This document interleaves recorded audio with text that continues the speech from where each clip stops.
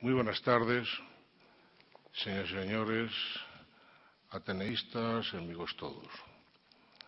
Ya saben que es costumbre desde esta Junta de Gobierno que el presidente, siempre que puede y tiene tiempo, haga de telonero una muy breve intervención, porque después ven lo que es la presentación y un preanálisis de quien vaya a hablar, pero decir algunas supuestas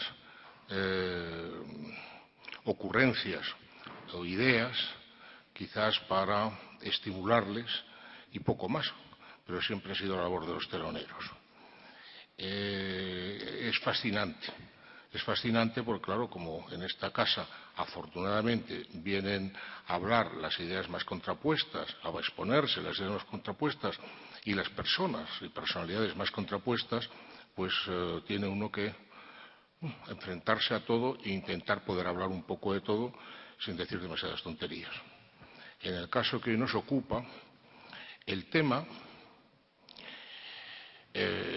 Cervantes, Descartes, dos modernos, es un doble reto. Uno es interesante y otro es esa labor detectivesca que tiene que hacer el telonero de intentar adivinar por dónde va a ir el ponente. Pues imagínense ustedes, además, si el ponente es Ángel Gabilondo, catedrático de metafísica, en fin, no voy a seguir exponiendo el currículum de don Ángel, porque ya quizás lo haga el presentador, yo creo que si no hace falta, todos sabemos quién es, de sobra. Pero claro, ¿por dónde va a salir? ¿Qué va a exponer? Que conste que no tengo la menor idea de la ponencia, Les aseguro que no he recibido ningún chivatazo, ninguna sinopsis, no sé por dónde va a salir. Así, por tanto, para tener ideas, a primer golpe, Cervantes y Descartes, dos modernos. Si uno de un conocimiento, digamos, no muy profundo del tema, se le ocurren, habiendo leído de este tema un poquito, pero se le ocurren 6 caminos que puede seguir el ponente. Evidentemente, esos 6 caminos no tiene por qué ser ninguno de ellos. Puede ser el séptimo, octavo, noveno, Dios sabe. Para eso es el ponente y para eso se le ocurre. Recuerden que yo estoy aquí para intentar decir 4 cositas que no sean tonterías y para animarles a pensar de lo que viene después. Labor de telonero, pero por otra parte les aseguro que es una de las labores más bonitas que tiene el presidente de esta docta casa. Preciosa. Pero bueno, vamos al caño. Sería 6 avenidas. En el caso de Cervantes, posiblemente una avenida.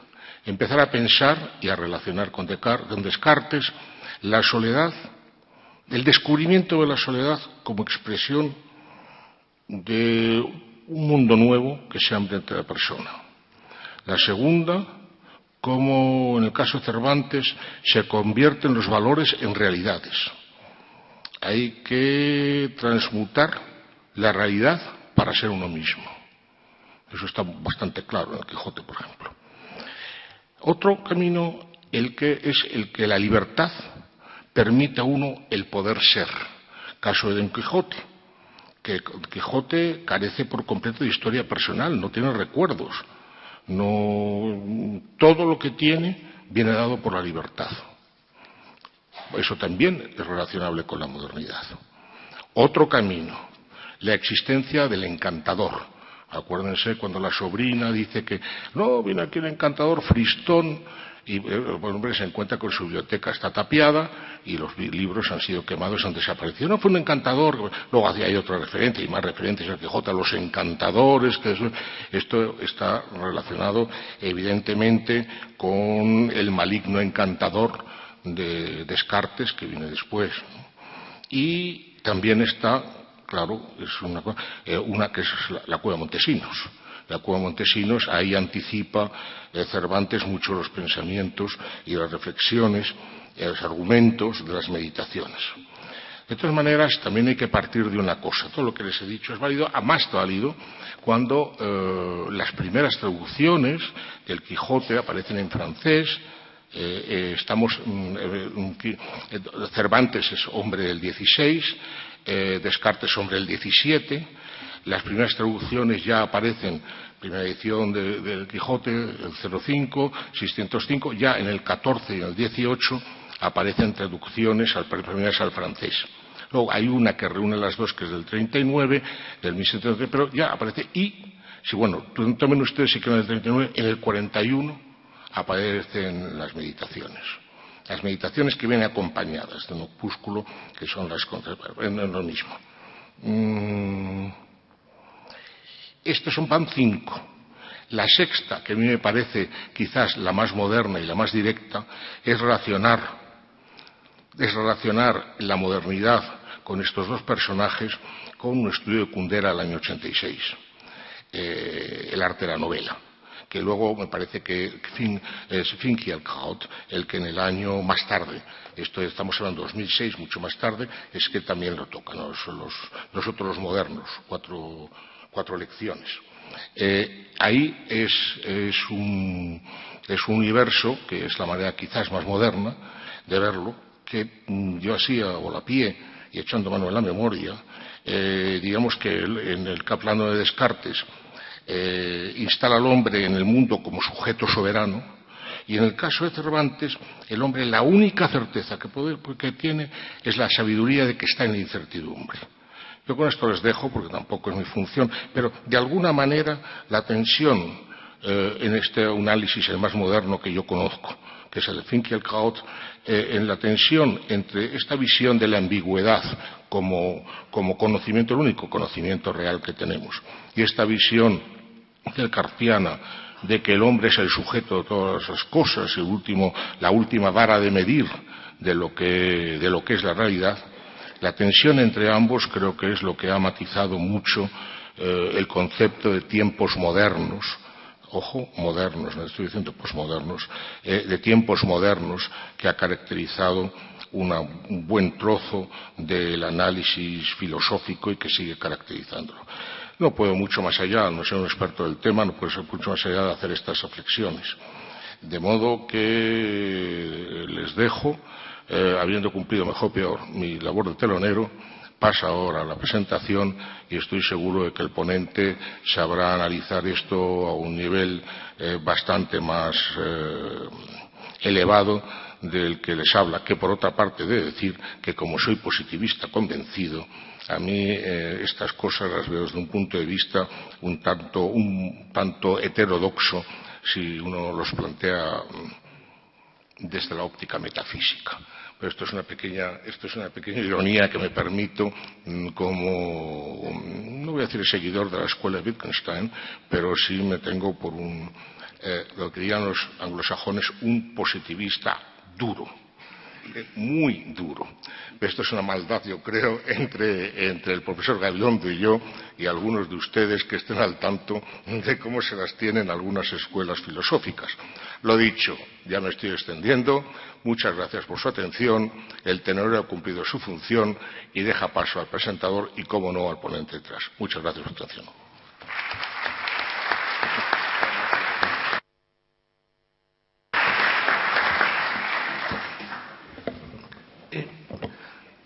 Pues señoras, señores, ateneístas todos, para mí es un verdadero honor presentar a Ángel Gabilondo en esta casa donde se han escuchado entre estos muros y en este salón de actos palabras tan rigurosas, palabras tan poéticas, palabras tan científicas, palabras de tanto calado político como las que ha ido atesorando el Ateneo. Y hoy el Ateneo se siente muy honrado con la presencia de Ángel Gabilondo para dictar o para hablar en esta conferencia dentro del ciclo Cervantes. ¿Cómo es Ángel Gabilondo? Pues lo primero que habría que señalar es que es un hombre asequible, sencillo y, desde mi punto de vista, sé que esto no se dice, pero yo creo que hay que decirlo, un verdadero sabio que es quien utiliza o sabe utilizar la palabra para convencer, para tender puentes, para hacerla vehículo de aproximación y de entendimiento. Es un hombre que gusta del consenso y de propiciar los consensos, y haríamos muy bien en tener en cuenta sus palabras y sus reflexiones, porque siempre aportan muchas cosas de interés. Yo coincido con Enrique en que no sé por dónde va a desarrollar la conferencia. Lo que estoy seguro es que lo hará muy bien. De modo que no tengo ni idea de cómo lo va a enfocar. Lo que estoy seguro es que lo hará muy bien. Y dentro del tiempo que ustedes estarán deseando que Ángel empiece, que va a ser breve, decir que va a hablarnos de Cervantes y de Descartes, un par de modernos. ¿Y por qué son modernos? Pues tal vez porque son dos seres, dos personas, dos intelectuales profundamente insatisfechos con el mundo que les tocó vivir. No les gustó, se sentían incómodos en ese mundo y se atrevieron, como hacen los grandes, a explorar, a enriquecer nuevas perspectivas, a dotar de nuevos conceptos, a interpretar y a poner sobre el tapete de la realidad siempre compleja nuevas ideas. Eso está al alcance de pocos y ellos lo hicieron. Y cuando les tocó abandonar el mundo, lo hicieron habiendo contribuido a enriquecerlo y dejándolo un poco en mejores condiciones, o dejándonos como herencia mejores instrumentos para interpretarlo y dejándolo mejor que lo recibieron. A mí ese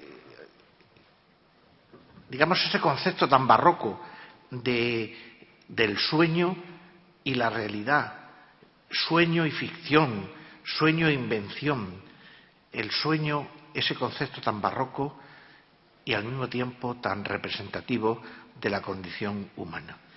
De Ángel me gustaría comentar muy brevemente, eso sí, que toda su vida ha sido un hombre que ha buscado acuerdos y que ha sido un facilitador de acuerdos y alguien que ha procurado, que es como se buscan los acuerdos, entender la razón y las razones del otro, aproximarse al otro para que diga su palabra, recibirla y buscar entre todos una posición desde la que construir. Cuando fue nombrado ministro de Educación, intentó por todos los medios lograr un pacto educativo. Y ese pacto educativo tenía un sentido que yo creo que cuanto más tiempo pasa, más se ve que es inaplazable. No podemos estar sujetos a que cada ministro traiga una ley y a que el sistema educativo carezca de estabilidad.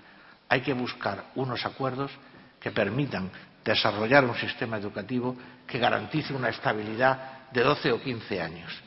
Y eso no solamente se intentó, sino que estuvo a punto de conseguirse, pero los intereses partidistas de algunos abortaron esa posibilidad. Ojalá que más temprano que tarde esté ahí.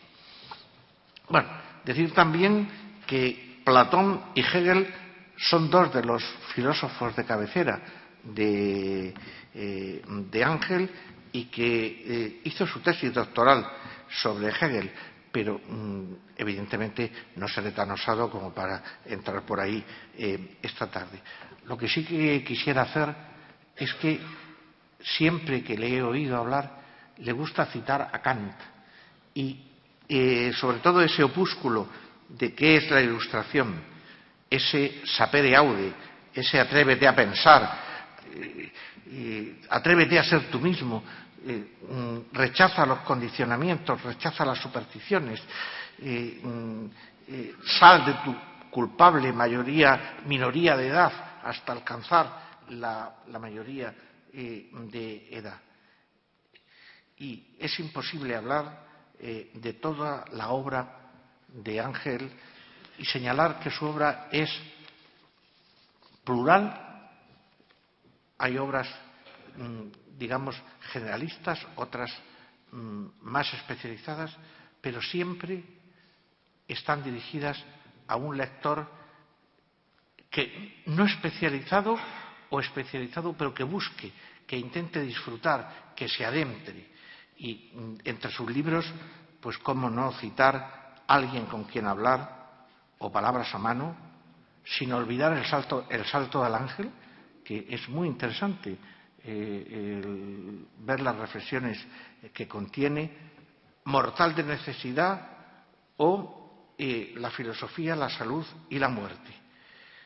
A mí me impactó Trazos del Eros, del leer y de escribir, y entre los libros más puramente filosóficos, Dilthey, Vida, Expresión e Historia, o El discurso en acción, Foucault y una ontología del presente.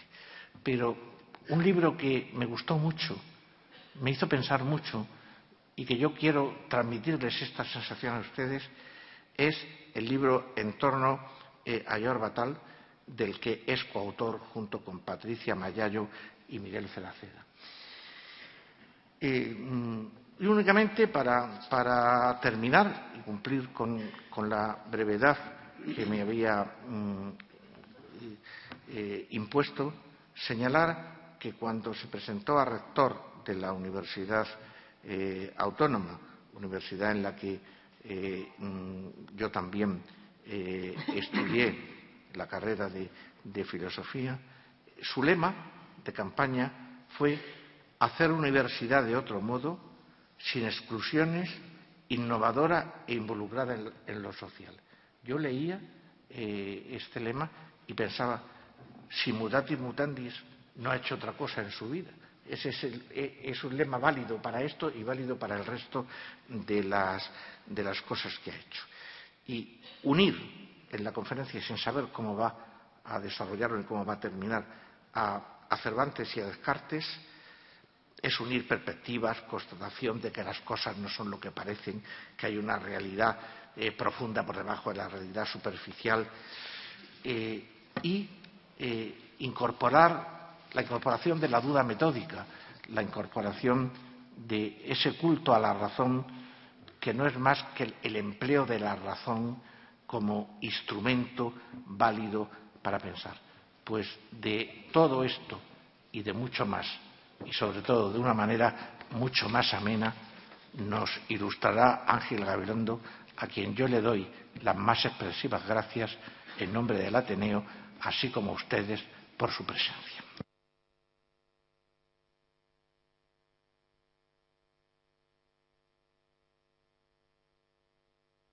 Buenas tardes, muchas gracias al Ateneo, a su presidente, a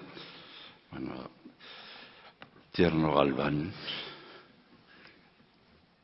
Enrique Tierno, y está en él la memoria también de Enrique Tierno Galván, Antonio Chazarra, apellidos para nosotros ya que forman parte de nuestra vida, queramos y lo queremos, o no, y si lo queremos.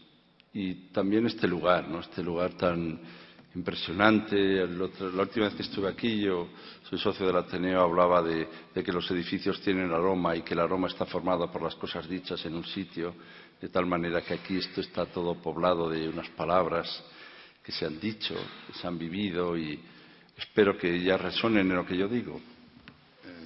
Yo les voy a hablar de nuestras cosas, de las cosas que son nuestras cosas, ¿no? A mí me llama la atención que un libro que está lleno de aventuras, un libro que está lleno de imaginaciones y un libro que está lleno de sueños, un libro que se debate entre la locura y la razón, acabe produciendo una enorme sensación de realidad. A veces me produce más sensación de realidad la lectura del Quijote que el mundo en el que vivo, y me hace sospechar acerca de lo que la realidad sea, pero allí se me presenta la vida y se me presenta el mundo de una manera muy desconcertante. Parece que lo que allí sucede es más nuestro que nosotros mismos, y uno se ve muy afectado y se le hace muy patente su propia vida a ver lo que allí se cuenta, porque allí aparece un tipo de sujeto que quizás nosotros somos, un tipo de lector, un modo de relación con la realidad que es muy atractivo, que es un modo de vivir que consiste permanentemente en elegir, en preferir, en decidir, Hay una imagen del sueño, de la locura, que no solo son modernos, sino que constituyen el fundamento, el nacimiento de la modernidad. Desde luego yo no voy a atribuir a una única obra este asunto, pero sí quiero decir que esta obra de obras, esta biblioteca andante, porque eso es el Quijote, una biblioteca andante, del mismo modo que el Quijote es un sujeto de sujetos, es una subjetividad, es una pluralidad de formas de vida que se dejan recoger en un empeño, nos lleva a un espacio en el que vamos a encontrar un conjunto de cuestiones que constituyen una época, un conjunto de cuestiones que constituyen el nacimiento de lo que entendemos por moderno. Y lo que es muy interesante sobre esto es que René Descartes es el padre de la modernidad, así lo llamamos nosotros. Así que vamos a hablar un poco de nuestro padre y van a ver qué curioso era nuestro padre. Porque lo más interesante es que cuando él habla, el sujeto de la enunciación y el sujeto de la conducta coinciden. Al hablar de la razón, lo que hace es contar las peripecias de sí mismo, donde la lectura es un viaje. Es lo que le lleva a decir a Paul Valéry cuando está hablando de las lecturas cartesianas, que ¿por qué empieza la modernidad? Porque de repente alguien se pone a hablar de sí mismo. Fíjense que es muy curioso, cuando uno coge un libro de Descartes, porque las reglas del método, el padre de la modernidad, o el discurso del método, las reglas para la dirección del espíritu, el discurso del método, vamos a ver qué dice. A verse el libro y dice, yo estudié en el colegio de los jesuitas de la Flèche. Digo yo, no, pero querido positivismo, está duro. ¿Qué cosa más extraña que alguien, cuando empieza a contarnos en qué consiste el método de la filosofía, empieza por contar las cosas que le pasan a él? Empieza a contar las peripecias suyas. Empieza a hablar de tal modo que él se ve involucrado en lo que dice. ¿Por qué entiende que tiene que hablar de sí para presentar objetivamente algo? Nosotros tenemos una cierta percepción que hay que hacer otra cosa, que es dejar de lado quiénes somos para hablar objetivamente de algo. Pero resulta que este señor tiene la sensación de que no se puede hablar objetivamente de algo si uno no empieza por hablar precisamente de sí mismo. Bueno, Descartes habla de lo que le ocurre para dar cuenta de lo que pasa. Bueno, yo no estoy llamando a autoconsuelo de la descripción de uno mismo, pero sí que es muy moderno entender que para contar lo que pasa uno tiene que empezar por describir lo que le ocurre. Y además es muy interesante que toda la obra de Cervantes está en este contexto teórico, más que en muchos otros pensadores o filósofos de nuestro tiempo. Encontramos en la obra de Cervantes más este contexto teórico que incluso en otros filósofos contemporáneos. Bueno, alguno ya ha dicho que los filósofos españoles son este tipo de escritores. Pero es muy importante que encontramos que, pues para empezar, un debate sobre el cuerpo y la salud. El debate sobre el cuerpo y la salud es un debate profundamente moderno, radicalmente moderno. Todas las escrituras, todos los debates de la época de Descartes son un debate contra Montaigne, contra Molière. Descartes está empeñado en pensar que el cuerpo se ve, se cree que el cuerpo se ve. Llega a pensar que el alma también se ve. Y llega incluso a abrir los cuerpos para encontrar el alma. ¿Saben que a Descartes le denunciaron los vecinos porque su casa olía literalmente a muerto? Porque reunía cadáveres y los abría para encontrar el alma. Tenía una cierta obsesión para la visibilidad, para que se viera, para creer que pensar es ver. Y sin embargo, Molière, Montaigne decían, no, esto es un verdadero disparate. Ni siquiera el cuerpo puede llegar a ser visible. Bueno, ganó Descartes. No sé si para bien o para mal, pero ganó Descartes. Y en esta preocupación por este debate sobre la cuestión de qué posibilidades hay de llegar a la amistad, a la comunicación, el eros es terapéutico, cómo podemos vivir cada uno nuestra propia vida, qué camino voy a seguir en la vida. Esta es la pregunta de Descartes, ¿qué camino voy a seguir en la vida? Es curioso que la pregunta del padre de la ciencia sea ¿qué camino voy a seguir en la vida? ¿Cómo me las arreglaré en el quehacer cotidiano? Y nos engañaríamos si no tuviéramos en cuenta que la preocupación fundamental del pensamiento de Descartes es esto: pensar para ver cómo vérmelas en la vida. ¿Qué hago con mi vida? ¿Qué voy a hacer yo en la vida? Muy importante, porque tiene una voluntad de garantizar la seguridad y responder a los sueños y a los desafíos. Y además, en una serie de escisiones entre la salud y la enfermedad, entre el cuerpo y el alma, entre la razón y la locura, entre la vigilia y el sueño, entre lo práctico y lo que pudiera ser supuestamente infecundo. Y propone un modelo muy importante de pensamiento, que se resume así. Si nosotros creemos que frente a la razón se opone la sinrazón, lo que es muy importante aprender es que la sinrazón es un momento de la razón, un momento que forma parte de la razón. Es su otro, pero es su otro en ella. Yo les tengo que confesar que esto a mí me alivia bastante, pero entender que la sinrazón es un momento constitutivo de la propia razón nos hace entender que el sueño está en el corazón de toda vida lúcida y que no como un elemento solo utópico, sino constitutivo de una acción atenta. Y puedo decirles que a mí siempre me gustó que Descartes estuviera obsesionado por la salud. Entenderemos mejor, si yo soy capaz de hacerme explicar esta tarde, que Descartes estaba obsesionado por la salud como un elemento determinante para su pensamiento y para el pensamiento de la modernidad. Descartes tenía mala salud. Y tenía mala salud desde chaval. Tan mala salud tenía que algún biógrafo ha llegado a decir que la verdadera duda de Descartes es la que despertaba entre sus coetáneos, que decían, no sé si este va a durar mucho. Algunos han creído que esta era la duda verdaderamente que suscitaba Descartes. Pero Descartes, que tenía tan mala salud, iba a un colegio, el colegio de los jesuitas de La Flèche, donde los 600 alumnos hacían ballet. Todos hacían ballet, todos los alumnos. Todos hacían, por supuesto, teatro. Todos sabían latín y griego. Todos leían a los clásicos. Las representaciones teatrales en las ciudades eran pues habituales, hacían casi 20 al año y participaba todo el colegio. Y además participaban también los vecinos de la localidad. Pero Descartes, como tenía tan mala salud, cuando llegaba el momento del ballet no le dejaban bailar. Y Descartes iba castigado a la biblioteca. Bueno, castigado. Iba a la biblioteca porque no podía bailar. Y como fui a la biblioteca, no se le ocurre otra cosa que leer los libros. Es lo que pasa a veces en esta casa.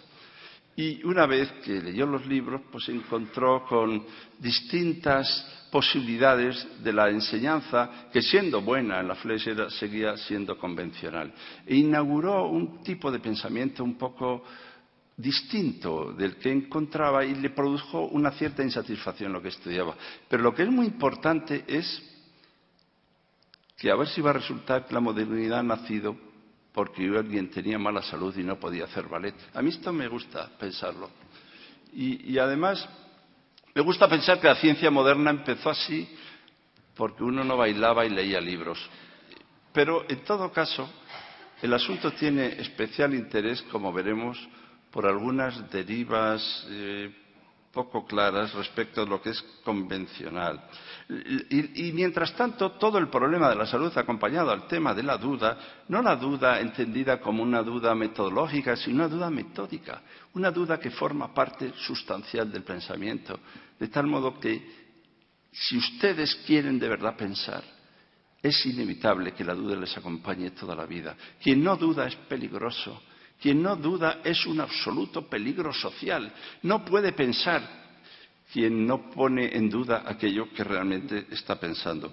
Todo el esfuerzo del Quijote, en toda la maraña de textos, de novelas y de aventuras, con tantas peripecias, son el esfuerzo para poder decir, entre el sueño y la locura, un sensato y sencillo yo. Todo el esfuerzo de la modernidad es si podremos decir con algún sentido yo. Un yo con la certeza de serlo. Y además buscar garantías. Miren, una de las obsesiones de la modernidad es garantizar, asegurar. Por eso yo le llamo a veces a Descartes el conquistador.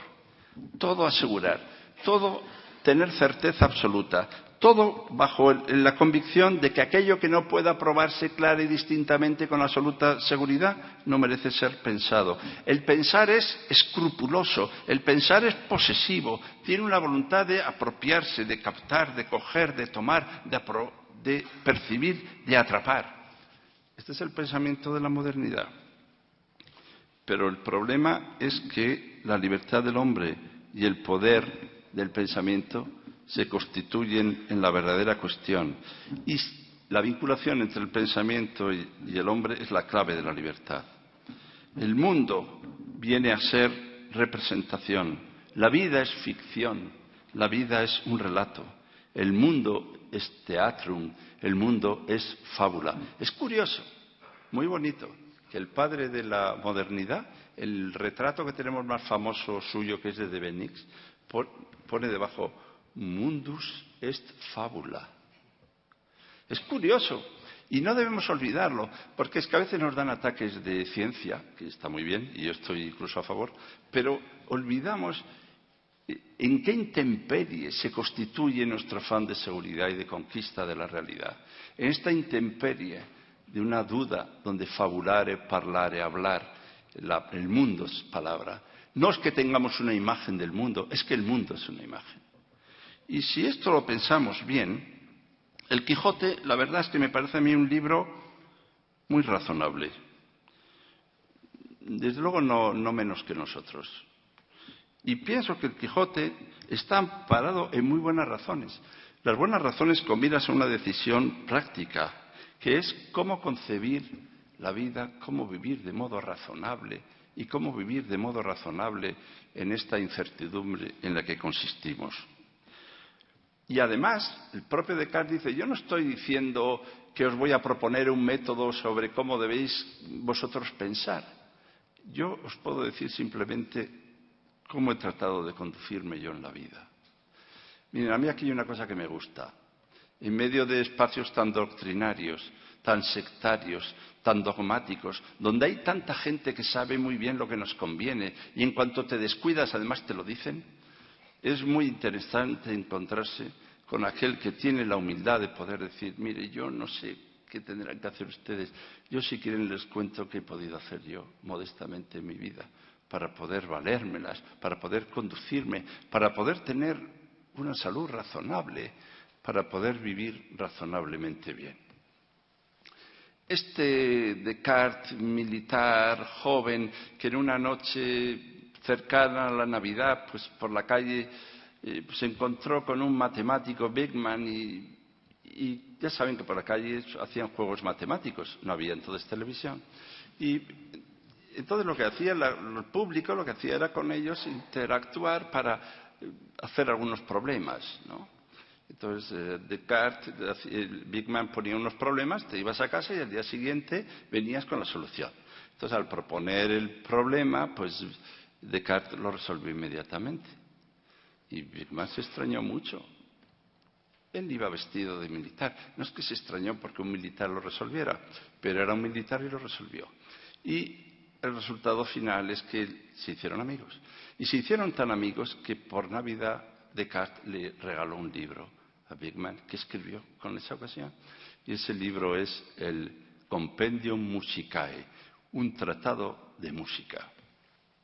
Parece ser que es la primera obra de que disponemos de Descartes, un compendio de música. Por lo visto, escribió un texto anterior que se ha perdido, que era un tratado de esgrima, que probablemente habrá encontrado Reverte, pero él no se sabe dónde está. Y este texto, que es el texto del Compendium Musicae, tiene una especial importancia, porque en ese momento el sueño de Descartes es el sueño de poder vivir dignamente sus propias pasiones.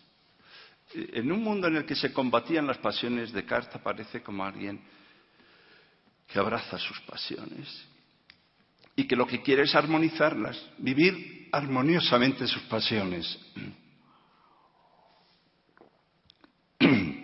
Para que estas pasiones resuenen como una melodía musical. Buscar una fórmula matemática que haga que todas sus pasiones se articulen y vertebren tan armoniosamente que toda su vida resuene como una armonía musical. Y recuerdo esto porque es muy importante para entender las 4 cosas que yo pueda querer decir, que yo no me olvide, no digo que no se olviden ustedes, que la primera obra de Descartes fue un compendio de música y la última obra que publicó Descartes fue Les Passions de l'âme, Las Pasiones del Alma, un libro sobre un tratado sobre las pasiones. Porque en ese tratado de las pasiones, que es el último libro de Descartes, fíjense por dónde el hombre moderno de la ciencia acaba haciendo un tratado de las pasiones, lo que propone es que las pasiones vividas en esa armonía y gozo, lo que producen es la dicha de vivir, la joie de vivre, la alegría de vivir. Y ninguna alegría de vivir es comparable a la que procura el saber o la sabiduría. El fruto de la sabiduría es exactamente la dicha y el gozo de vivir. Este transcurso, porque a cualquiera le pregunta las obras de Descartes, y bueno, como hemos hecho más o menos, hemos ido a clase a veces, pues empezamos las meditaciones metafísicas, las reglas, pero solemos citar poco el compendio musicae, compendio de música, y solemos citar muy poco las pasiones del alma. Y en ese broche es donde se encuentra todo el espacio, que va del espacio de cómo dirigir o llevar la propia vida en torno a una idea que ahora desarrollaremos, que es la idea del sueño. Vamos a unas fechitas. Descartes nació en 1596 y murió en 1650. Cervantes había nacido en 1547 y murió en 1616. De tal manera que los dos nacieron en el siglo XVI y los dos murieron en el siglo XVII. Cuando se publicó El Quijote, en 1605, el filósofo francés era apenas un niño. Y cuando falleció nuestro Alcalaíno, en 1616, Descartes tenía unos 20 años. Yo no voy a ser tan insensato de empezar ahora a buscar si uno se había leído al otro, si se conocieron, si se salieron juntos. Yo no tengo esas ideas porque yo comparto con Gadamer esa tesis que él dice tan hermosa. Yo he tenido en mi vida 2 grandes amigos, que son Platón y Hegel. Bueno, con ellos nunca salí a cenar, y con ellos nunca fui al cine, pero los 2 grandes amigos de mi vida. Y yo aquí no entro, por tanto, en el asunto que sin duda los historiógrafos les pondrá, les estimulará muchísimo, a mí menos. Lo único que digo es que con ellos se vertebra el nacimiento del mundo moderno. El sujeto es la base, el fundamento de la verdad. Y el pensamiento es representación. Es muy importante pensar que el pensamiento es representación. Y hay que pensar en el mundo barroco. Hay que pensar en las cortinas que caen haciendo pliegues. Hay que pensar en los dorados. Hay que pensar en la teatralización de la existencia. Hay que pensar casi en el Corpus de Toledo para saber qué idea tiene del yo el propio Descartes. Surge un nuevo mundo. Y el principio de articulación de la vida es la pasión. La pasión unifica el cuerpo y el alma. Res cogitan, res extensa. Yo no me he cansado de tratar de decir que en Descartes, frente a la lectura escolar, de que va por un lado la res cogitan, por otro lado la res extensa, es decir, por un lado el alma y por otro lado el cuerpo, en Descartes hay un principio de unidad y de articulación que es la pasión. La pasión es el principio de articulación de la vida en Descartes. Es lo más espiritual del cuerpo, lo más corporal del espíritu. Sin pasión no hay unidad, sin pasión estamos desarticulados, sin pasión estamos escindidos, sin pasión estamos rotos. Como ha dicho Hegel, nada grande se ha hecho sin pasión. Me gusta citar a estos filósofos que son de la racionalidad, sobre todo cuando dicen estas cosas. Así que, cita de Hegel, si hubiera sido de Nietzsche tendría menos interés. Nada grande se ha hecho sin pasión. Y si estamos en estos asuntos, resulta que lo que hace moderno a Descartes es la relación entre la escritura y el sujeto. La relación entre el cuerpo y el alma a través de la pasión, la armonía y la mesura de la vida. Y además, la incorporación y el surgimiento de un montón de temas. ¿Saben cuándo nace la modernidad? Cuando la filosofía, en vez de ocuparse de estos asuntos tan importantes, que a mí me importan, la verdad, mucho, como son el ente, la usía, la sustancia y las categorías, y estos temas que han ocupado mi existencia, se incorporan otros temas al pensar. Temas como la muerte, la locura, el sueño, el doble, la repetición, el cuerpo y la salud. Es como si con Descartes hubiera vuelto el cuerpo, el retorno del cuerpo y la salud, asuntos profundamente filosóficos, asuntos que constituyen la raíz misma del pensar, la estructura del pensar. Descartes es el filósofo de la salud quebradiza, el filósofo de la duda. Y dice Descartes muchas veces, yo solo quiero saber qué conocimientos pueden ser útiles para mi vida. Solo quiero encontrar una práctica para conservar mi salud. Solo quiero, puestos a preservar la salud mental. Pienso para no enloquecer. Bueno, yo recuerdo que, pues siendo estudiante, estas cosas que hace uno, pues le escribí alguna carta a Cioran, ¿no? Cosas de chaval, y le pregunté si se puede vivir sin fundamento. ¿En qué estaría yo pensando? Y él me contestó en una carta maravillosa que guardo por ahí, pues que incluía una frase que me desconcierta cada día. Y esa frase es que la lucidez es incompatible con la respiración. Bueno, encontrar que la lucidez es incompatible con la respiración a mí me produce alguna inquietud. No tengo yo ningún peligro de que me pase, pero por si acaso recuerdo frases de Foucault sobre que pensar ni consuela ni hace feliz. Y a veces uno duda, bueno, entonces ¿para qué vamos a pensar? Si encima tenemos peligro y puede ser que no podamos ni respirar. Si encima resulta que si pensamos vamos a ser menos feliz, pues no pensemos. Salvo que pensar sea otra cosa, salvo que exactamente la confusión entre el sueño y la vigilia, un tema tan antiguo, clave del teatro barroco, las dificultades de deslindar con nitidez, la necesidad de hacerlo, porque incluso la lógica del sueño se presenta como una locura provisional. Y esta preocupación lleva a que Descartes, cuando dice el Arbatus pro deo salir enmascarado a escena, más que un espectador del mundo, se considera un actor del mundo. Y esto es profundamente moderno. Miren, ahora vivimos en la sociedad, por lo visto, del espectáculo. Yo he dicho que vivimos en la sociedad del paripé, donde hay más apariencia que transparencia y que lo que importa es que se vea, ver, no que actuar. Se nos ha puesto una cara de telespectadores espectacular. Ante la realidad, no ante la televisión, sino que adoptamos la decisión de, bueno, pueden ustedes opinar también si hace falta, el sujeto puede opinar, ¿hombre? Estamos en la libertad, ustedes pueden opinar lo que deseen. Ahora, a ser posible como espectadores de una realidad, es el mundo del espectáculo, pero ¿quién es el agente de la transformación? ¿Quién es el agente? El pensamiento como un pensamiento agente, el pensamiento como un yo agente, el pensamiento como un sujeto, como actor más y como espectador. El drama del yo es el drama del pensamiento moderno, pero de un yo que tiene que ser una verdadera creación efectiva de sí mismo. Así que ahora, con esta presentación, les voy a hablar de un moderno, de un hombre elegante, Se llama Sancho Panza. Soñar no es simplemente dar con otra realidad. Es abrir las posibilidades cautivas de lo que llamamos real. Es otra forma de ser sí mismo. Sancho supo comprender que el sueño no es solo un modo de acceso a otra realidad, sino que nos permite ser otros. El sueño es una transformación del sujeto.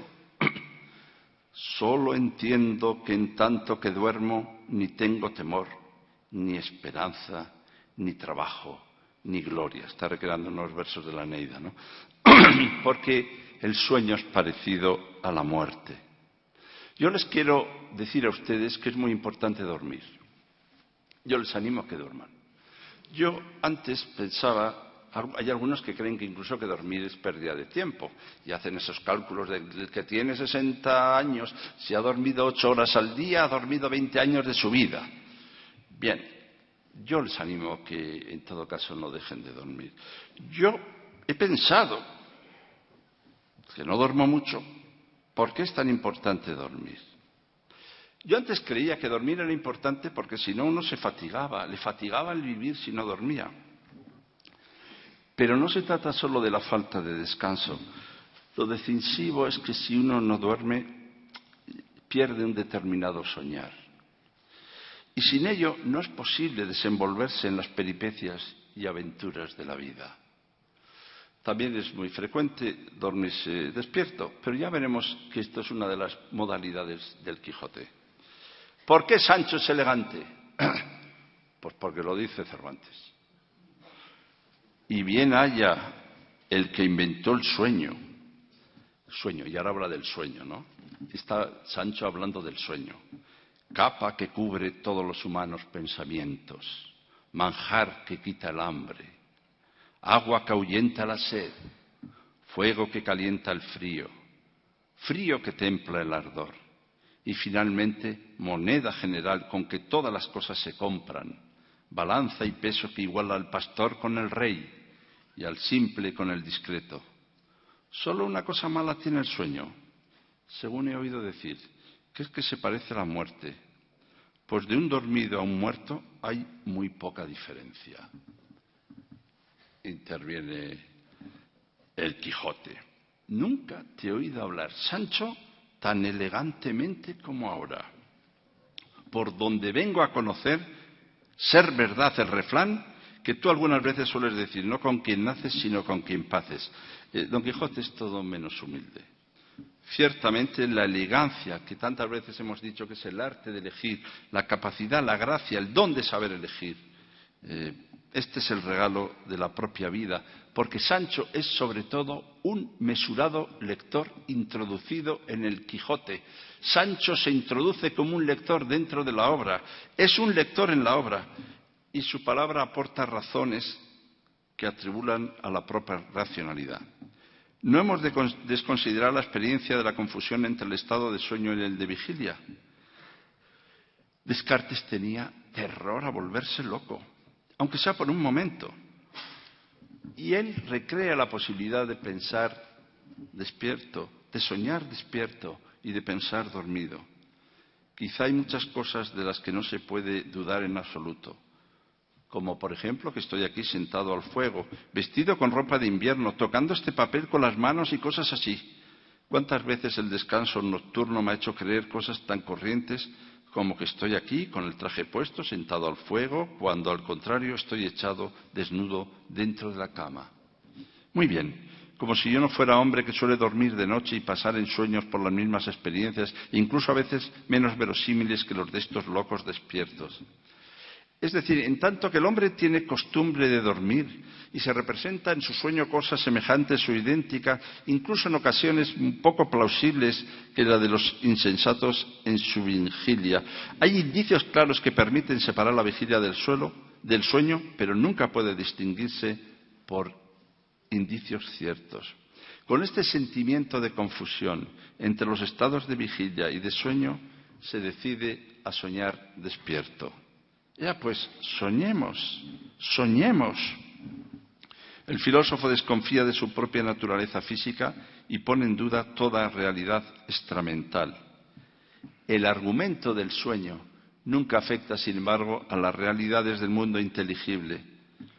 Despierto o dormido, 2 y 3 suman 5, y un cuadrado no tiene más que 4 lados, y no parece posible que verdades tan diáfanas incurran en la sospecha de ser falsas.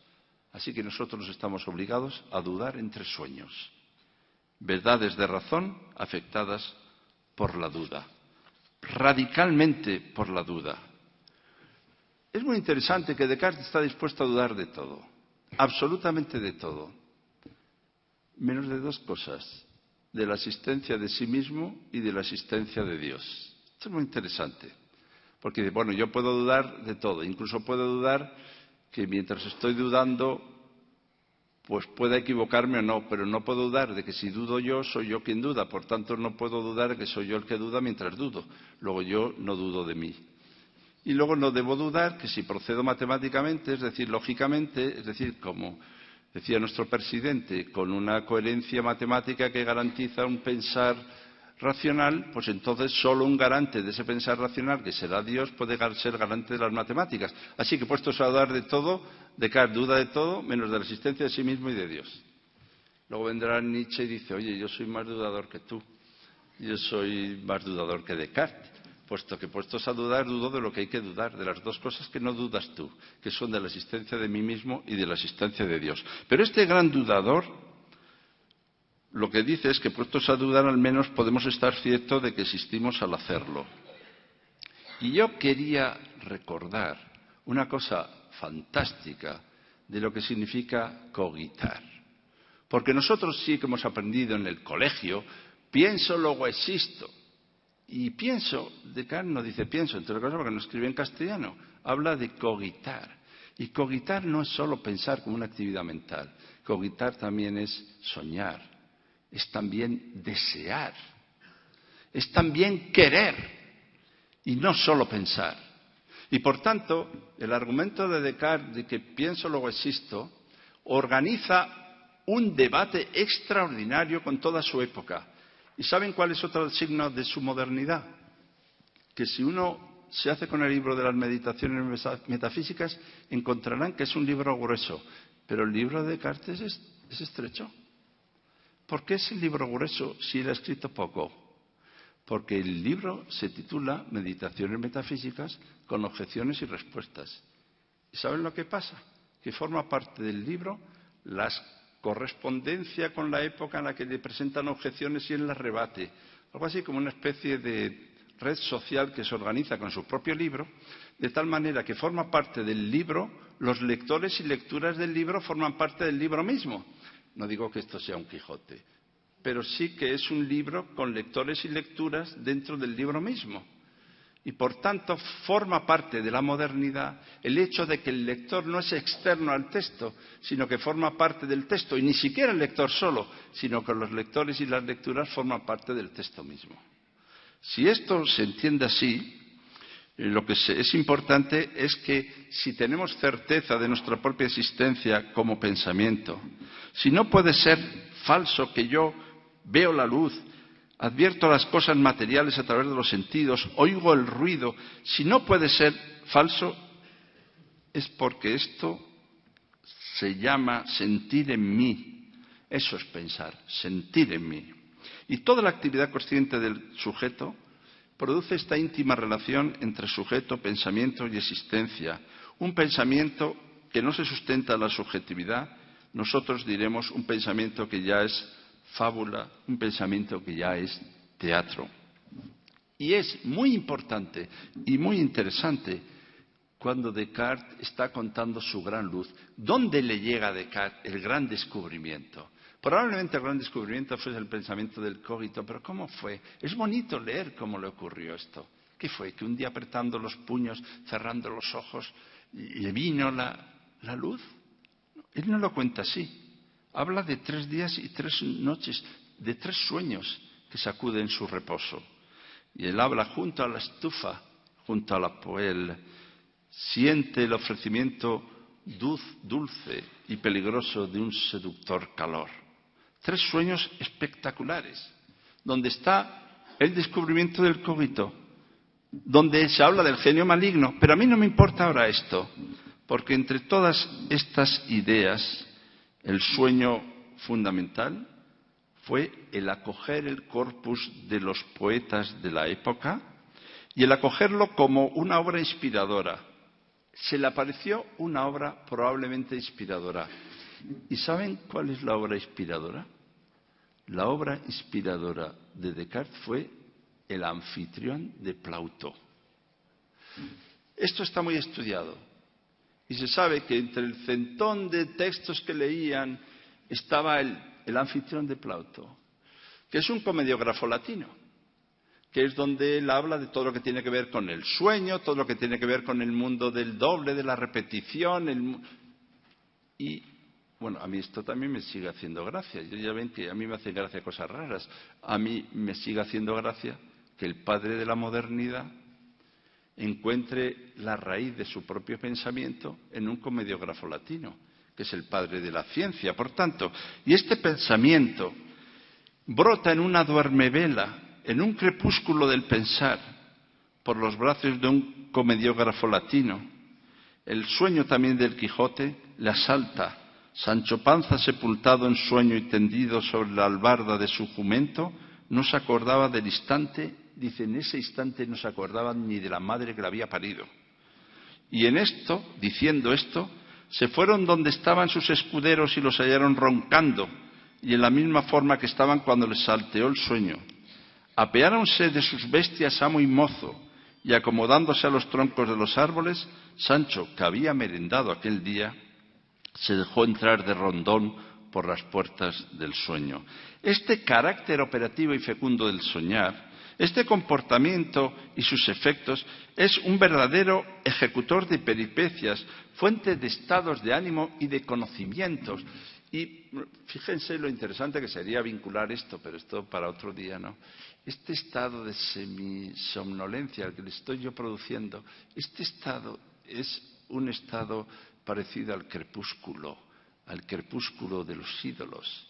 Esta duermevela, este despertarnos sin acabar de estar despiertos, este dormirnos sin acabar de llegar al sueño, este estado de rememoración de la muerte, este estar con el sueño, que consiste más en que tú tienes sueño, en que el sueño te tiene a ti, más que tenerlo uno mismo, es la apertura a otra instancia y otra dimensión de lo real.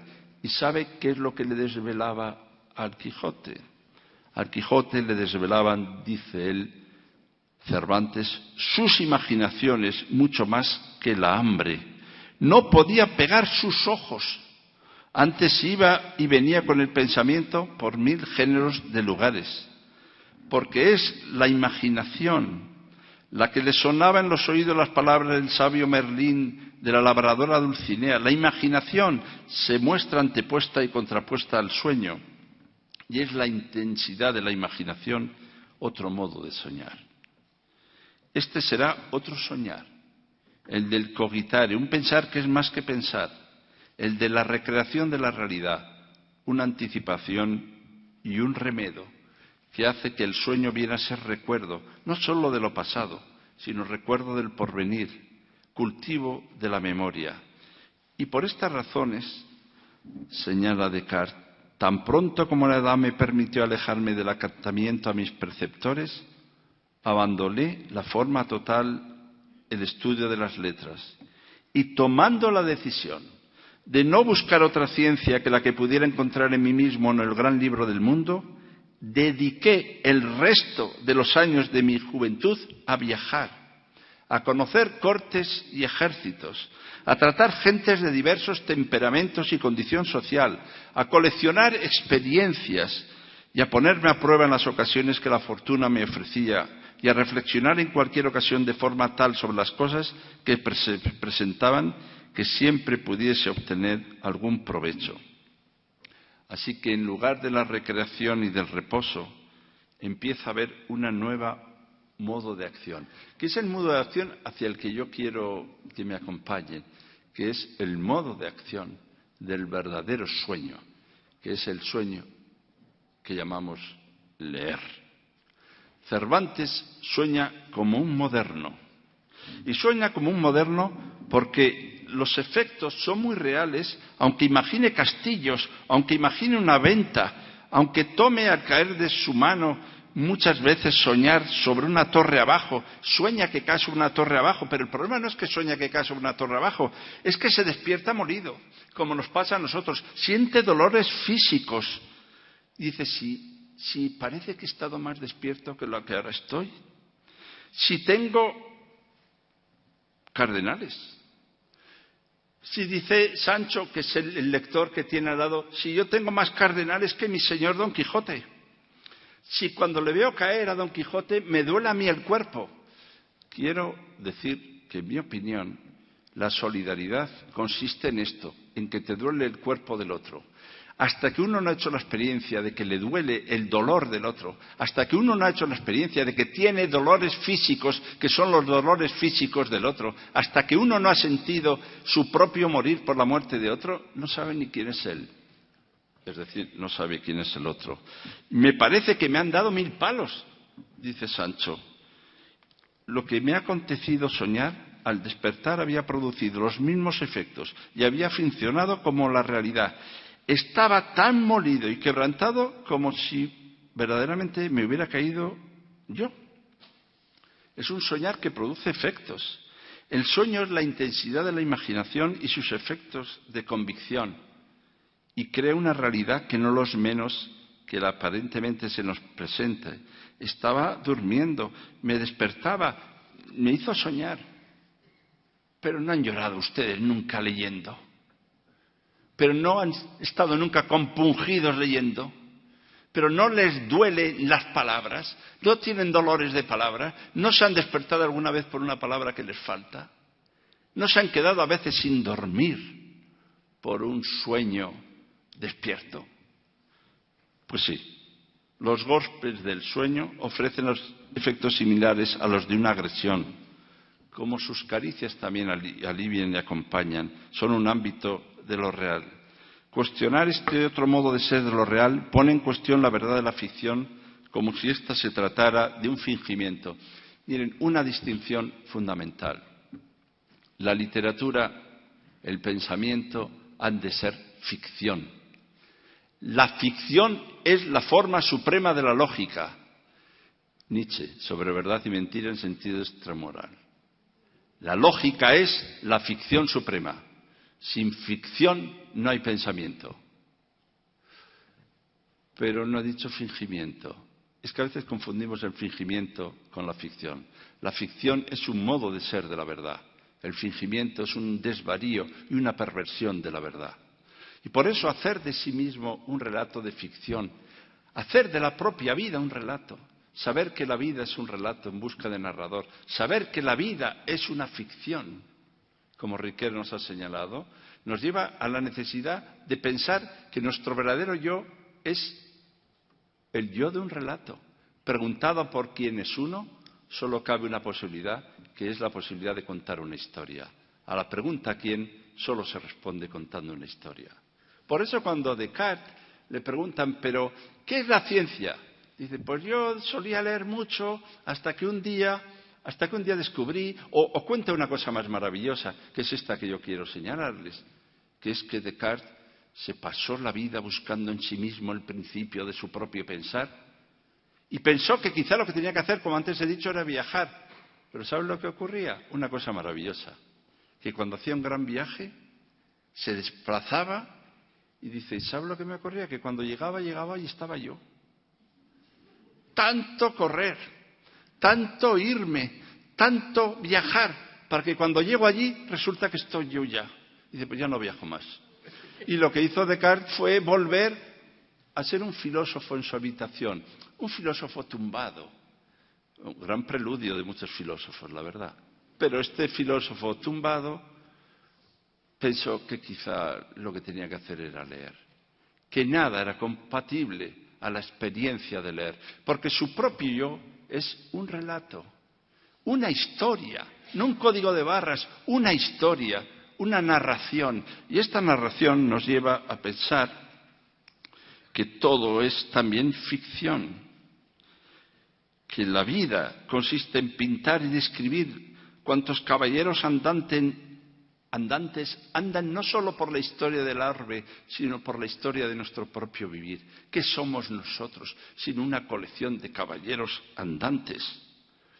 Porque la mayor materialidad de la existencia es la materialidad de lo narrado. No se deja recoger en ninguna visualización posible. Una cosa muy interesante, vamos a hablar un poquito de Freud. Yo sé poco y esto ayuda mucho a ser breve. Preguntado Riquet en su libro Lectura de Freud, donde habla de los filósofos de la sospecha sobre qué es un sueño, cuenta que el sueño no es el sueño que soñamos.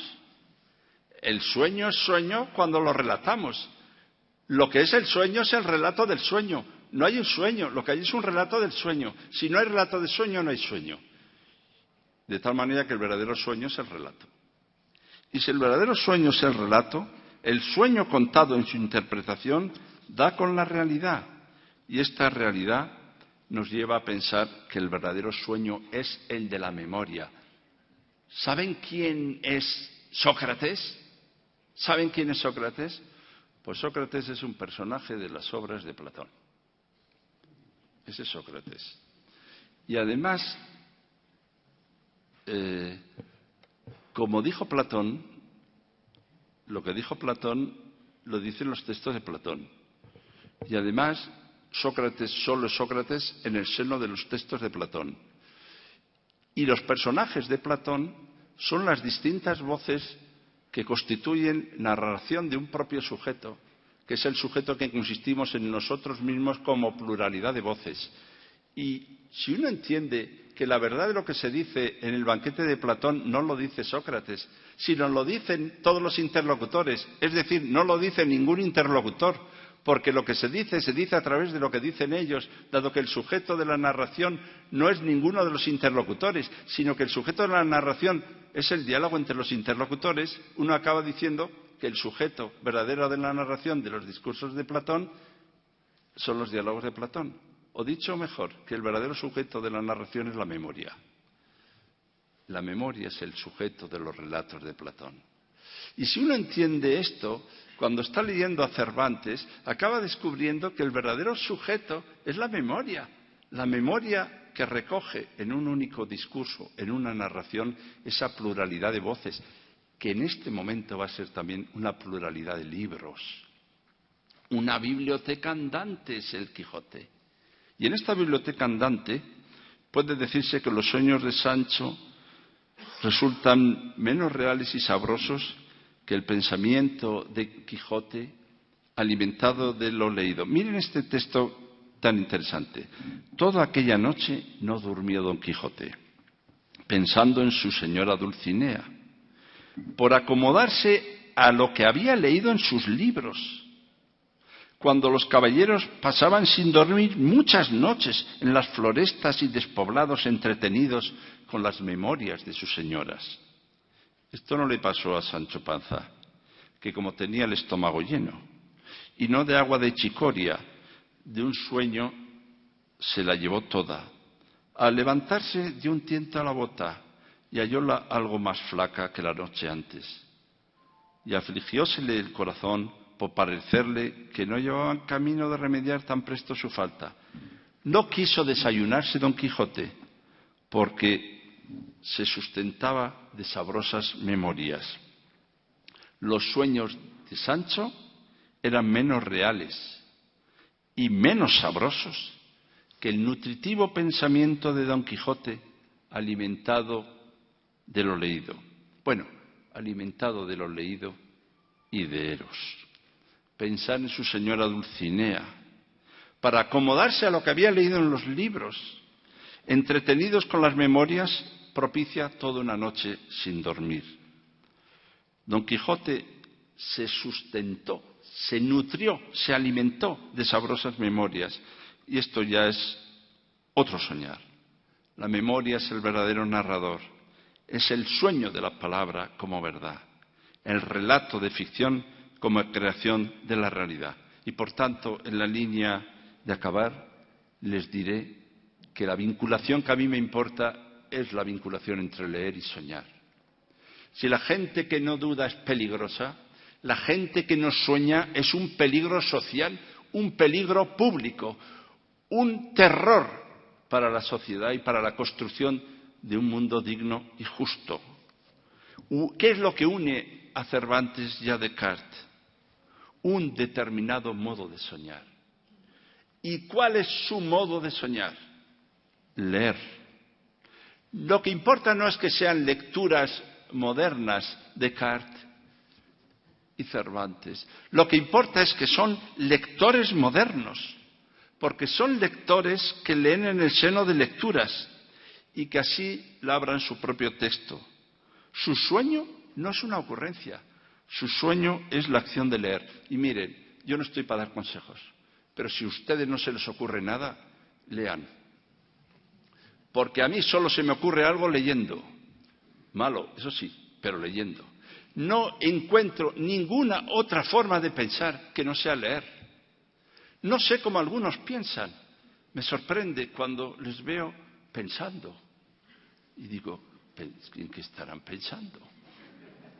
Y me acuerdo cuando Sócrates no quería entrar al banquete de Platón y se quedó en la puerta ensimismado en sus pensamientos como el pensador de Rodin. No quería entrar al banquete porque entrar al banquete era entrar en un espacio de conversación, de diálogo, de palabra. Era entrar en un espacio donde todos tenían algo que decir. Era entrar en un espacio donde no era su palabra y el silencio de los demás. Era la palabra compartida de muchos en torno a un asunto. Y ahí se murió el sabio. A mí hoy me han acusado de eso, con mucho amor, eso sí. En la muerte de la filosofía, el nacimiento mismo de la filosofía es la entrada en el banquete de Platón. En el entrar en el banquete, el sabio pasa a ser filosabio, filósofo. Cuando no se cree que tiene la palabra poseedora de la verdad, sino que es capaz de entrar en un espacio de conversación con los otros, donde lo que se dice a través de la palabra plural de todos. Y aviso, por si hay alguno de estos en la sala, que esto es muy peligroso. Porque uno empieza por ser filósofo y empieza sabiendo que el único sofo que merece la pena es el sofo de la filía. Y por tanto empieza por querer amar el saber y acaba sabiendo que lo único que merece la pena saberse es el saber del amor. Y por tanto la filosofía se convierte en una sofofilía y pasa a entenderse que la única razón de la existencia es la sabiduría acerca del amor y de la amistad, que es exactamente la clave de la lectura. Amigo mío, caro mío, amigo mío. Así están todos los preludios, los prólogos, los anticipos del lector tan importantes en la época clásica, estas entradillas que algunos han calificado con el aperitivo, esos prólogos en los cuales son sobre todo una llamada al afecto y la cordialidad del otro, porque ningún acto de amor es comparable al acto de leer. Y el acto de leer, cuando uno ha pasado por los avisos al lector, acaba entendiendo que un libro nunca es una plaza vacía y silenciosa, que un lector tampoco es una plaza vacía y silenciosa, que la lectura es un conjunto de prácticas, que hay formas de leer. Miren, si yo fuera atrevido les diría las posturas que hay para leer. Ya sé que es una especie de Kama Sutra de la lectura, pero hay muchos procedimientos de interpretación. Chartier ha estudiado las expectativas, intereses que proyectan los grupos para leer. Las lecturas, y esta es la modernidad, forman parte ya del texto mismo. Si ustedes han hecho alguna vez una tesis, y te voy a hacer una tesis sobre la fenomenología del espíritu de Hegel. Bibliografía, fenomenología del espíritu de Hegel. Pues no apruebas, hijo. Dice, pero si está ya ahí el libro. Dice, pero es que un libro es también sus lectores y sus lecturas. Un libro es la historia de los lectores y lecturas. La amistad es la amistad de quienes hemos leído los mismos libros. Quizá nada nos une más a otro que haber leído el mismo libro, aunque nunca le conozcamos. Es la comunidad de los lectores y las lecturas, la comunidad inconfesable de quienes quizá hemos leído algo en común, de quienes leemos en común incluso solos. La comunidad de la experiencia de la soledad de la lectura, en la complicidad de la compañía de quienes quizá nunca estarán contigo, pero forman parte contigo del destino común de una lectura compartida. Si esto es así, los remedios del amigo y del lector, la escucha de los amigos del lector, la libertad del lector forma parte del Quijote. El Quijote es el libro de la libertad del lector y de la lectura. Con silencio grande estuve escuchando lo que mi amigo me decía, y de tal manera se imprimieron en mí sus razones, que sin ponerlas en disputa las aprobé por buenas. Hice de eso un prólogo. Lector carísimo, lector querido, Este prólogo es para mí un preludio de nuestra propia relación. El Quijote tiene siempre lectores. Sus lectoras forman parte de él. ¿Por qué es un libro fascinante? Porque es un libro de lecturas. No solo un libro de libros, un libro de lecturas. Él, el Quijote, es ya un lector. No solo un lector de textos, sino un lector de lecturas. Él es público, él es un público. Y no requiere solo erudición, requiere libertad. Y requiere libertad, salgo ahora, esto ya en la línea de acabar, ¿no? Él escribe así, ¿no? Escribe así contando en el prólogo, cuando sale el libro, fíjese cómo sale.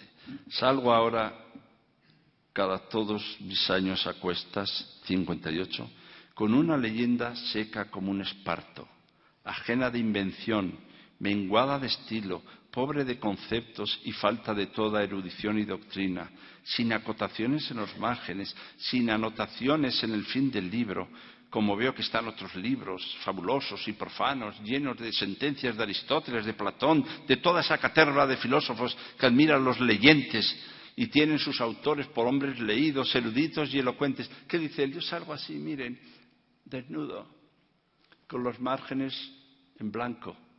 ¿Recuerdan lo que decía Gracián? Las márgenes de los libros hay que dejarlas desembarazadas. Sospecho de los libros que no tienen márgenes grandes. Me desesperan los libros sin márgenes grandes en blanco, porque los márgenes son los lugares para el lector, para la iluminación, para la escritura, para el dibujo, los lugares donde se convoca la figura del lector como un elemento fundamental del texto, porque el lector es el último escritor. Y si esto es así, con los márgenes desembarazadas, la soledad compartida entre Don Quijote y Sancho es una soledad constitutiva. Sueñan sueños propios en un sueño común, y ese sueño común es el del texto.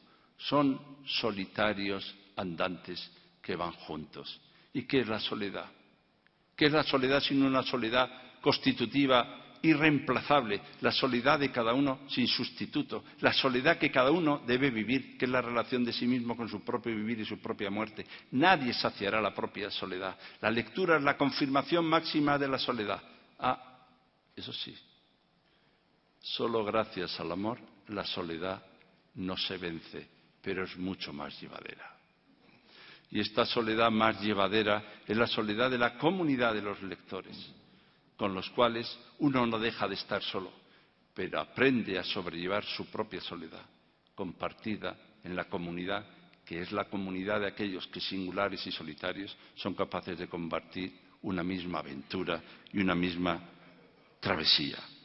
Leer es elegir, fijar sueños en relatos. Leer es hacer una tarea de salud. A mí me gusta cuando alguien dice, y Enrique también, que uno se cura cuando hace de sí mismo un relato soportable. No solo un relato soportable para la paciencia, sino un relato soportable también para la ética. Hacer de sí mismo un relato soportable. Alguno dirá, pero bueno, ¿y los psicoanalistas? Digo, bueno, pues estos también te ayudan a que hagas tú el relato soportable. Luego, de paso, pues te cobran, claro. Pero la historia está en que uno ha de hacer de sí mismo un relato soportable.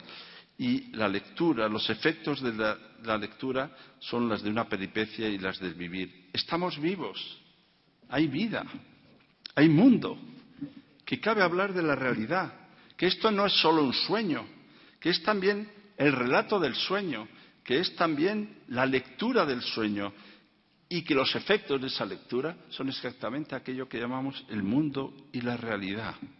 Que hay algo, que podemos llegar a estar en cierto modo seguros de ello, que podemos vivir con alguna certidumbre, que podemos sobrevivir a nuestras propias dudas, que tendremos que cohabitar siempre con la duda, pero que podemos construir también esa realidad y que podemos hacerlo probablemente porque nosotros somos no solo artefactos, sino somos artesanos, somos artífices.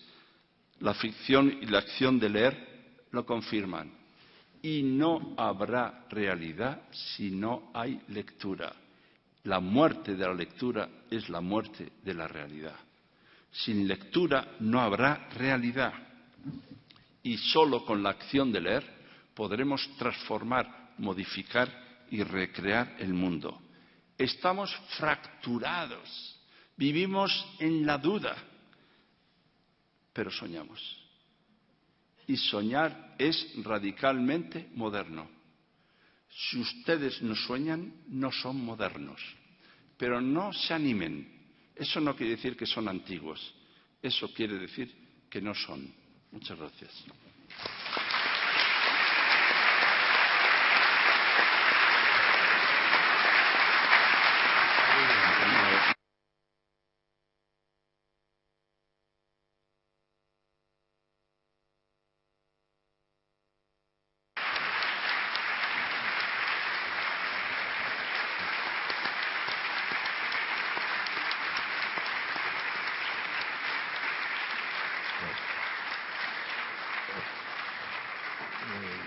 Antes de abrir el debate habitual en esta casa, o no debate, las preguntas que ustedes estimen oportunas, egregio dottore, puesto que habéis hablado de la entradilla, me voy a permitir una especie de colofón. Habéis dicho, habréis hablado de la elegancia de Sancho. Nos habéis hecho un don, nos habéis regalado con el don de vuestra palabra, puesto que ha habido una serie de momentos, algunos me acuerdo de memoria, otros los he apuntado aquí, pero a mí me ha llegado al alma oratoria, de escucha oratoria que tengo, y espero que ustedes también, cuando ha hablado de la epifanía de Descartes, que fue el anfitrión de Plauto. Me parece que ahí el don de la palabra del egregio dottore ha sido excelente. También el canto a la empatía, cuando hablaba de los cardenales, de sentir los cardenales del otro. Es un canto a la empatía que me ha parecido precioso porque lo he dicho en 4 frases. También cuando ha hablado de Descartes y que la vida es una ficción. Y por último, me ha gustado muchísimo, con la brevedad y precisión que nos ha dicho que la filosofía nace cuando entra en el campo del debate entre muchos o entre varios, cuando Sócrates se queda a la puerta del banquete de Platón. Me parece que egregio dottore nos has obsequiado con el don de la palabra. Dijiste que Sancho es elegante porque tiene esa gracia, porque tiene ese don. Me parece que, no creo que exagerar, que nos hemos pasado todos, no digamos un magnífico rato, sino que hemos disfrutado al escuchar, porque rara avis es el escuchar el castellano con la precisión que lo has hecho, con la visión que lo has hecho y la estructuración con que lo has hecho. Para seguir con el egregio dottore había de hablar en la tercera persona, pero bueno, ya sabe que la tercera persona en la sociedad de hoy no sé si está mal vista, como no utiliza nadie, nos hemos aburrido de utilizarla. Pero el caso es que creo que hemos disfrutado todos. Muchísimas gracias. Yo creo que nos has dado una doble lección, por la parte que hemos aprendido y por la parte de la escucha, que he de decir que asisto al teatro y escucho tantas obras, no muchas, porque tampoco es que haya un exceso de oferta de teatro clásico en este nuestro país y defensa de las obras de teatro clásico. Cuando escucho la mala dicción, la dicción a gritos, la imprecisión en el uso del idioma, y la imprecisión, no ya solo en el uso del idioma, sino imprecisión, el desorden de ideas a la hora de intentar expresarlas por falta de capacidad de ordenar el lenguaje, y no porque no estén en la cabeza del que lo que es algo que a mí me aterroriza cuando escucho un orador del calibre del que hemos tenido y disfrutado con él hace unos instantes. Yo, señores, he disfrutado como un enano. Hay que permitirse también las expresiones modernas. Pues he disfrutado como un enano. Por fin se escucha. No hay muchos casos, y fíjense que por aquí han pasado magníficos oradores, pero el castellano, ese precioso idioma, como lo has manejado, o egregio dottore, salud.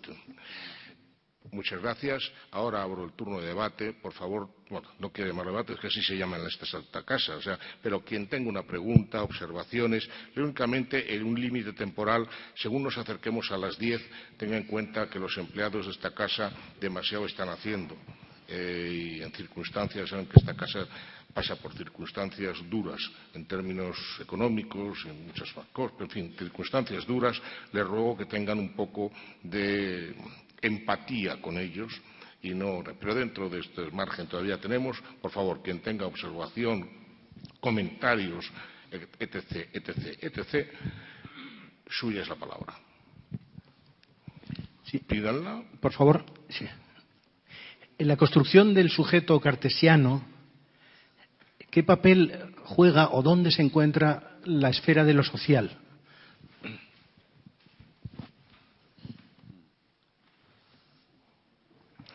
Bueno,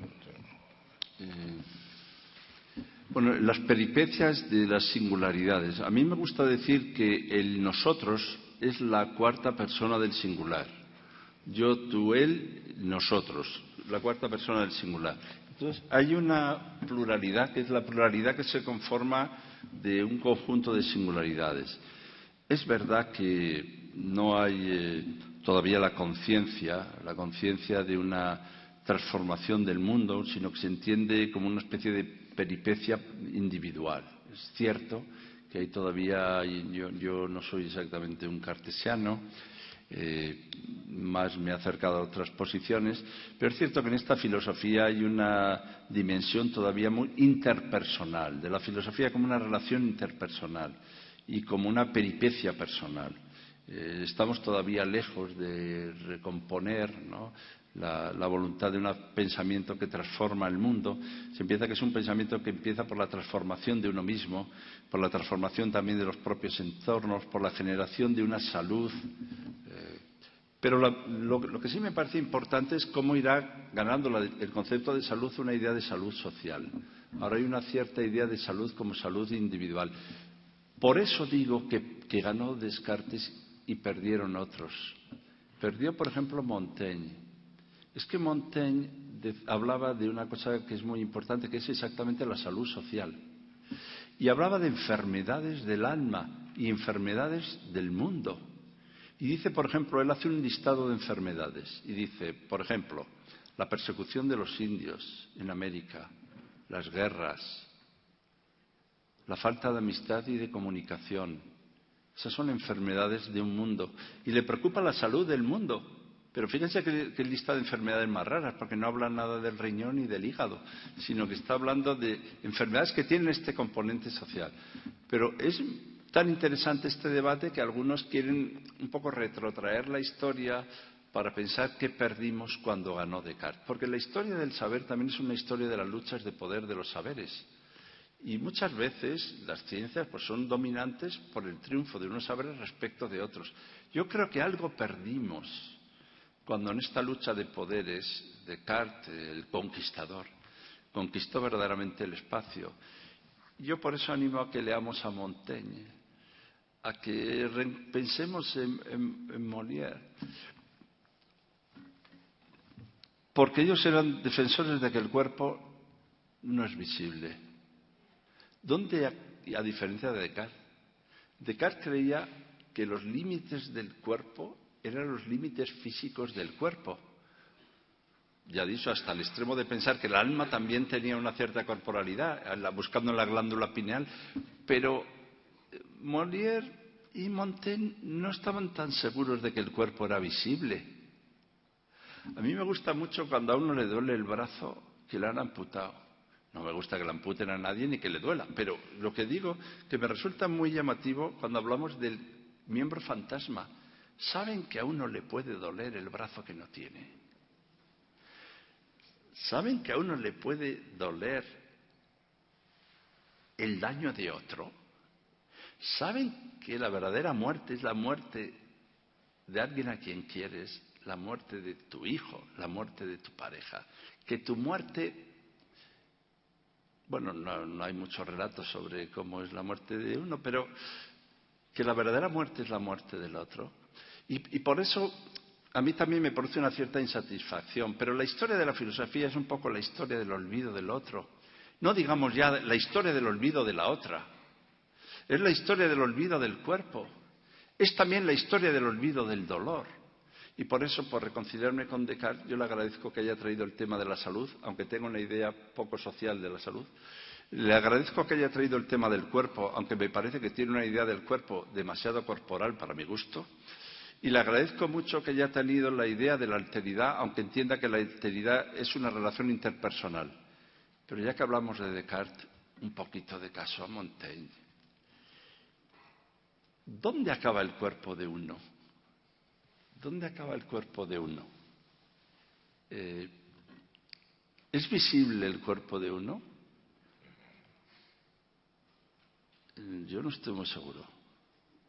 Tuve ya una ocasión de hacer un reportaje, perdón que cuente cosas personales, pero es que cosas personales de ustedes me sé menos. Yo recuerdo haber hecho un trabajo porque el señor Juan José Millas pues me pidió que colaborara en un trabajo que hizo él, que era estas cosas que hace él,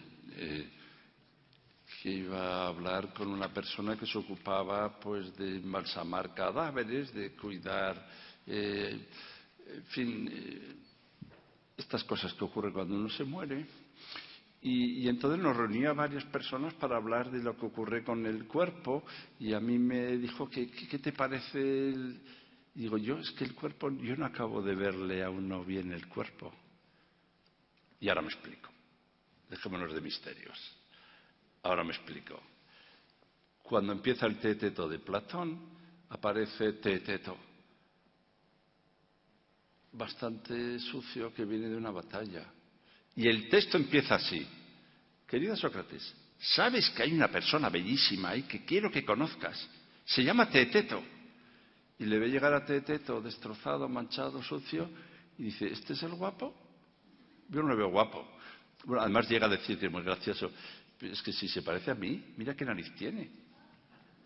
Pero avanza el diálogo.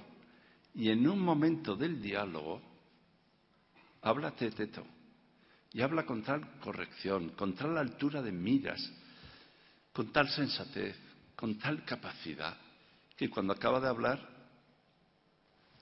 literal, dice, pues sí que es bello. Porque quien habla bien es una bella y excelente persona. Es una cita del Teeteto. Yo siempre he pensado, ¿qué será eso de hablar bien? Desde luego hablar bien no debe ser expresarse con corrección, esto es por supuesto, ¿no? O tener una buena sintaxis o una buena dirección o construir bien las frases. Hablar bien debe ser otra cosa. Y es otra cosa. La verdadera palabra de uno es su forma de vivir. El verdadero decir de uno es su vida. Hay que ser bellos por la forma de vivir. La vida es nuestra vida, nuestra verdadera palabra. Nuestro cuerpo es nuestra forma de vivir. Nuestra palabra es nuestra corporalidad efectiva. ¿Y saben hasta qué extremo? Bueno, no lo tomen a mal, ¿eh? Ustedes desde aquí me parecen bellísimos, pero yo hasta que uno no ha hablado es como si no lo hubiera visto. De hecho, me pasa con algunos que me parece que están bien, luego hablan y tengo mis dudas. Me pasa también al revés.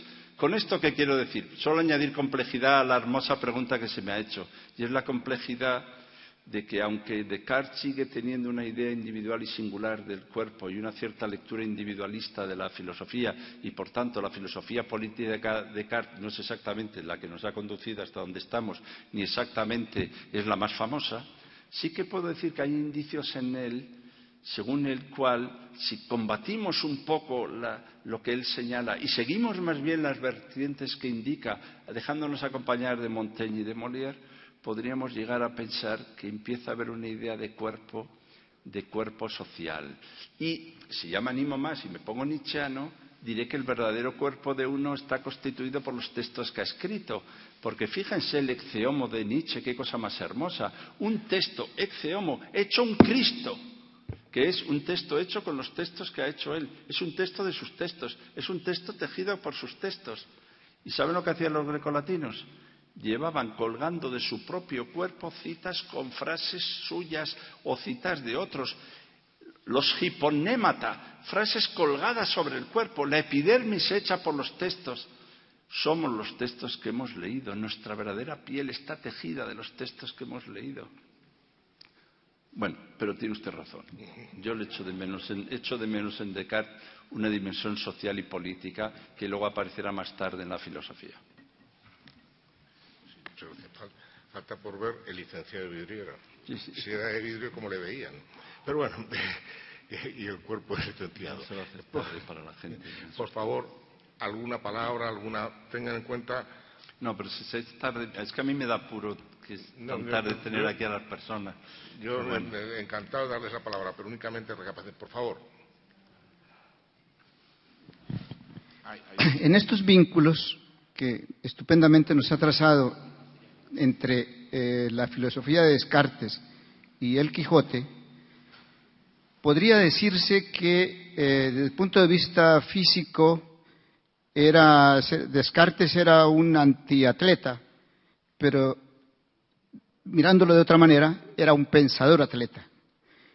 Así como en el caso de Sancho, era un lector y un relator de la racionalidad, por el trasfondo de sus ideas, por el aporte que Cervantes tan maravillosamente supo trazar.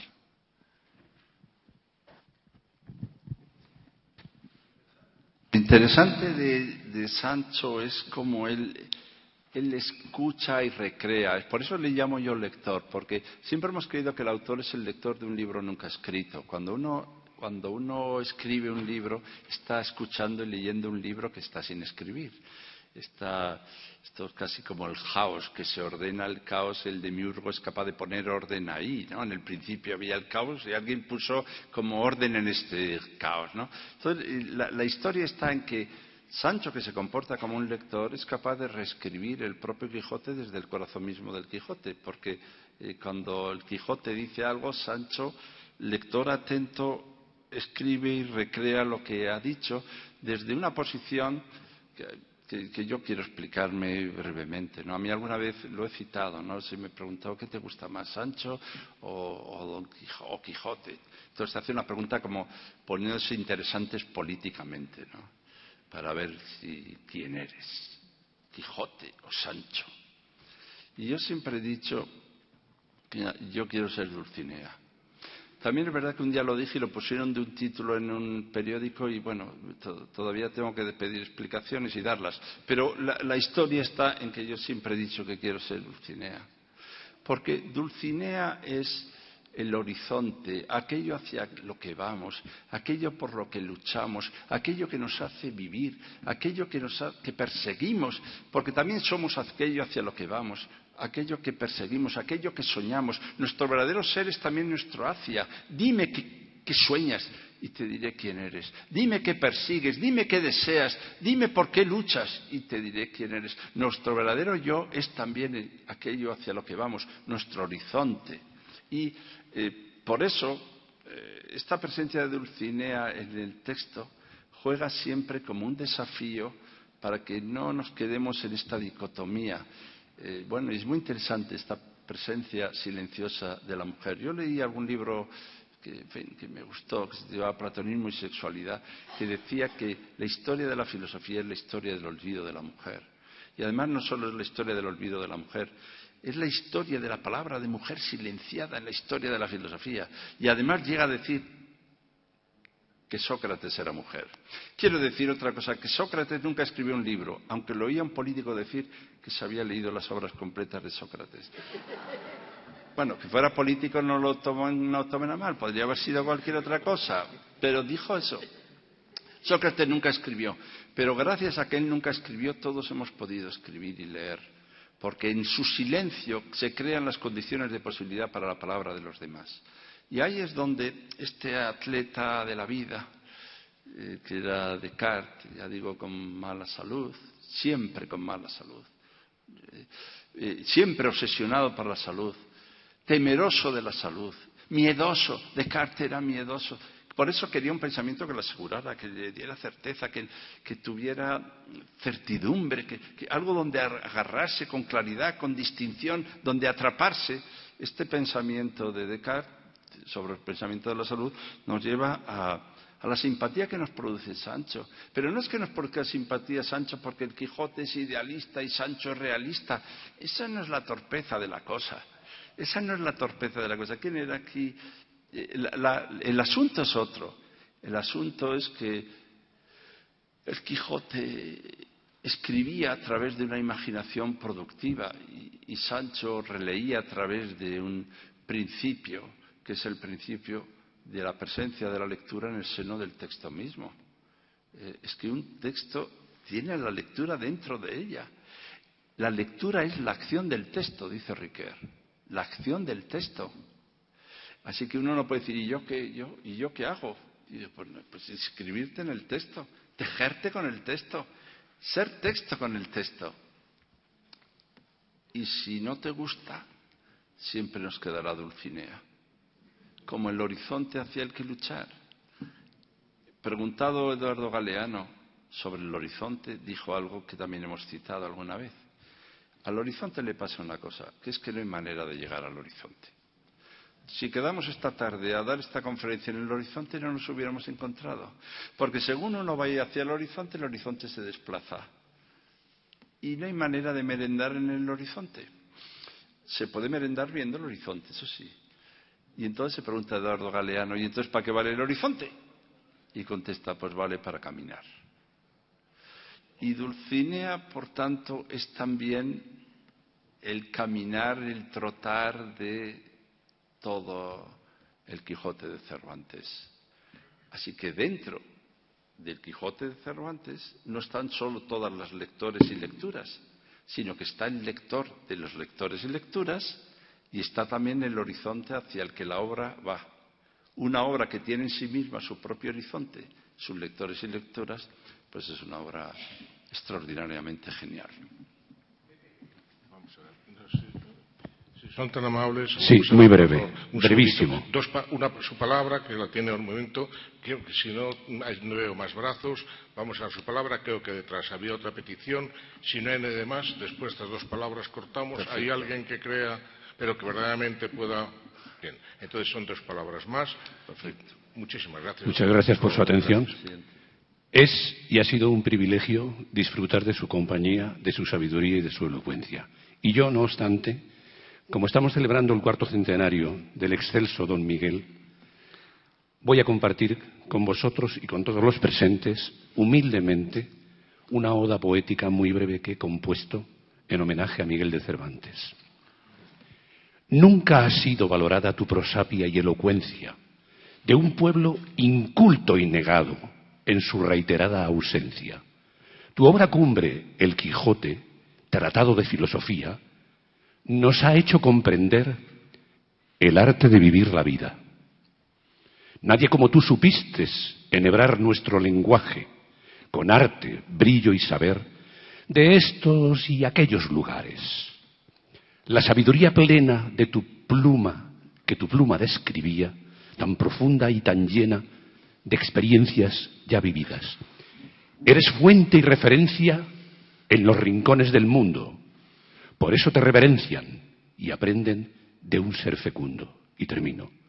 Recibe aquí mi admiración, mi respeto y apostura.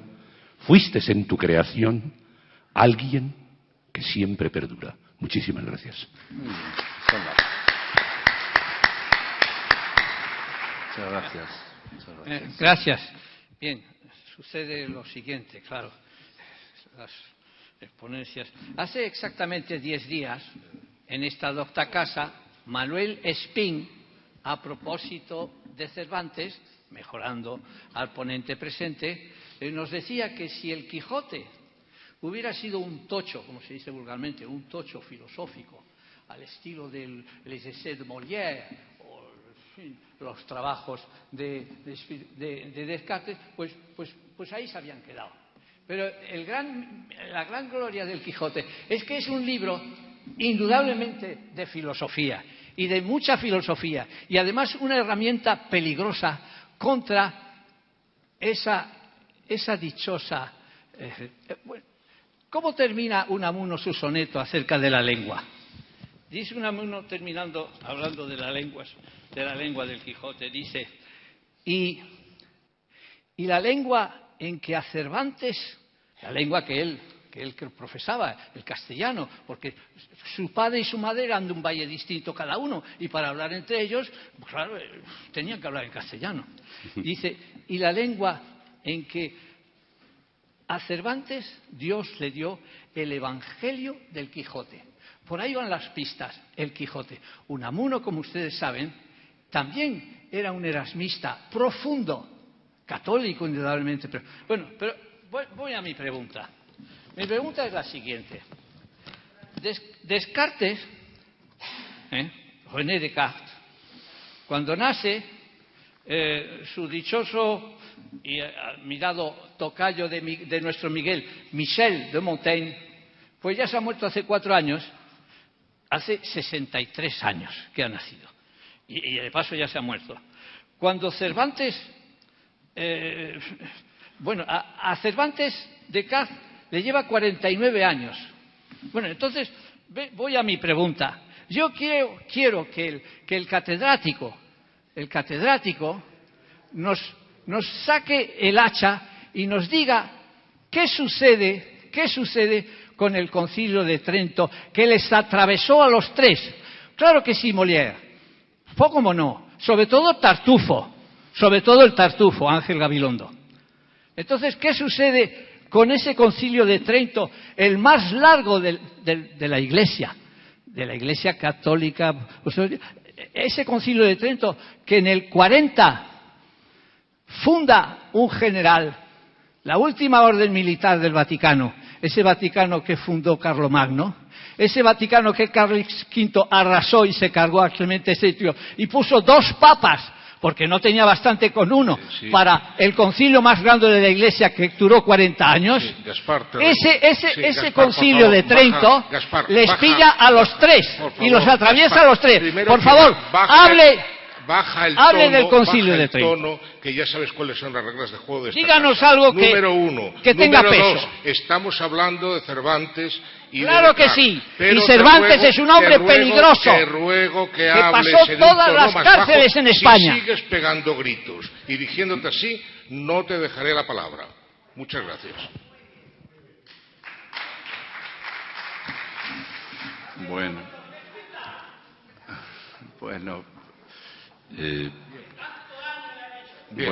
Vamos a ver. Desde luego, la educación de los jesuitas es muy interesante. Es un tema decisivo en este momento y decisivo también en el barroco y en el teatro del barroco. Algunos han dicho que son los padres verdaderamente del teatro, incluso de la ópera, en su traspaso a América Latina. Y por tanto, yo he tenido ocasión de ver trabajos de investigación muy serios sobre la importancia de los jesuitas en la educación y la importancia de los jesuitas en el teatro del barroco y el padre Acevedo y otros tantos. Y por tanto, yo lo que no voy a hacer es de un brochazo ni entronizarlos ni descalificarlos, pero sí digo que ahí hay una historia que merece respeto. Pero también es cierto que tampoco hay que ocultar que la historia del pensamiento también es una historia de la persecución del pensamiento. Y desde luego que ha habido instancias, instituciones, ámbitos donde la libertad de pensamiento no ha sido exactamente muy protegida. Y desde luego ni tampoco la libertad de conciencia, que es lo que yo ahora echo en falta a veces también en nuestro propio país, que es lo que se llama el laicismo. Que es bueno, sí, pero yo sí, creo que sí, encantado. No está tolerado, perdóname Ángel, las reglas de la casa, no está tolerado el debate ni que se hable y se interrumpa a los ponentes para iniciar un debate. ¿Sabes lo que ocurre cuando se empieza así? Bueno, en todo caso, el laicismo, laicidad, bien, que son distintas cosas, es verdad. Pero yo lo que me refiero es a una cosa que me parece a mí determinante, que es el no plantear en los términos de de combate entre el clericalismo y el anticlericalismo, sino la laicidad o laicismo como respeto a las creencias y convicciones de los otros. En un lugar tan hermoso y tan importante para el pensamiento libre como es el Ateneo, en un lugar tan importante para la libertad de conciencia. La libertad de conciencia es también un templo, pienso yo, para el respeto a las creencias y convicciones de los demás, sean cuales fueren. Y eso es lo que a veces nos suele faltar, ¿no? Yo tengo las mías y ustedes cada uno las suyas, pero a mí lo que me parece más importante es que aprendamos a vivir en la tolerancia y el respeto a las convicciones, sin por eso dejar de tener mucho cuidado en lo que muy bien decía usted, en que hay acciones. Y se ha perseguido la libertad de expresión, se ha perseguido la libertad de palabra, se ha perseguido la libertad política y, por tanto, hay una historia de la persecución del pensamiento que no debemos ignorar y que probablemente tenemos que hacer. Pero pero también quiero decir que el Quijote es verdad que es el libro de la libertad. Es el libro de la libertad de pensamiento, de escritura, etcétera. Yo solo quería, quizá para acabar, decirles dos cositas, si puede ser. Quería hablar bien de la lengua española, pero no tengo tiempo, pero yo estoy a favor. Esto es lo que les quería decir.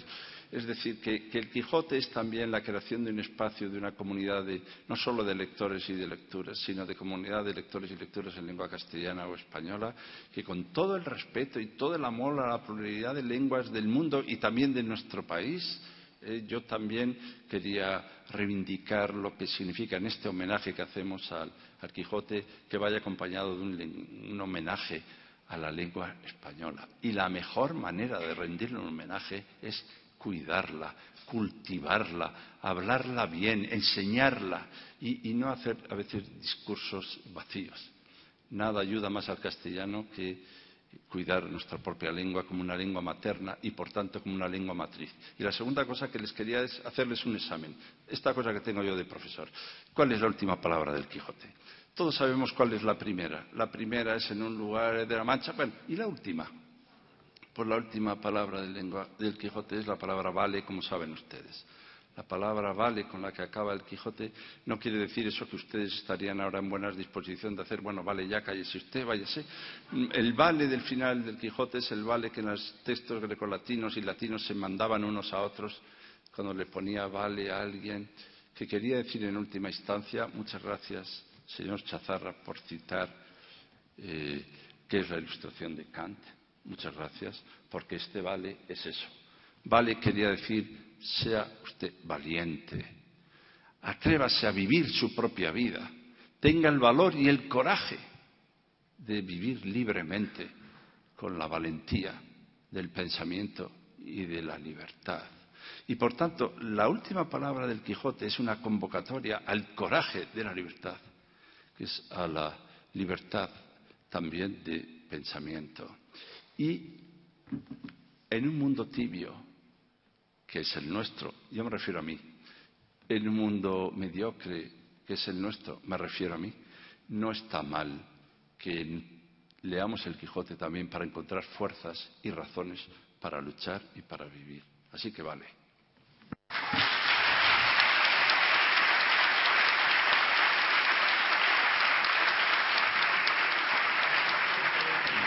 Muchísimas gracias. Muchas gracias. Muchas gracias. ¿Tiene su nombre aquí? Gracias, José. Muchas gracias. Sí. Antonio, por favor, cierra tú el acto y vamos a ver si engatusamos. Ciérralo tú el acto y vamos a ver si volvemos a convencer. Yo creo que todos estamos deseando volver a tenerle aquí hablando y volver a escucharle y volver a tener el rato tan bueno como has estado. Antonio, ¿quieres cerrar, por favor, el acto? Muy bien, pues a estas horas no cabe sino la máxima brevedad de agradecerles su presencia, su participación, su atención, y hemos pasado un rato excelente que nos ha hecho pensar, nos ha hecho reflexionar, nos ha divertido y desde mi modesto punto de vista nos ha hecho mejores. Muchísimas gracias y se levanta la sesión.